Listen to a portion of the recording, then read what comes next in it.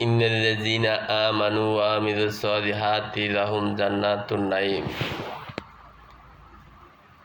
যারা আল্লাহর উপর বিশ্বাস স্থাপন করে এবং সৎকর্ম করে তাদের জন্য রয়েছে নেয়ামতে ভরা জান্নাত। পবিত্র আল কোরআন।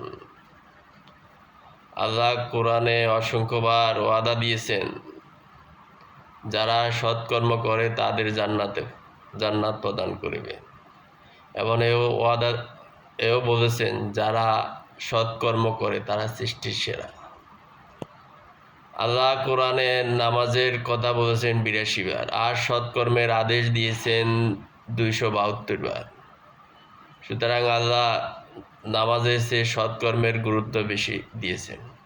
সুতরাং আমাদেরকে নামাজের পাশাপাশি অবশ্যই সৎকর্মকে গুরুত্ব দিতে হবে, সৎ পথে চলতে হবে, সৎ কাজ করতে হবে, আল্লাহর অন্যান্য নির্দেশগুলো পালন করতে হবে।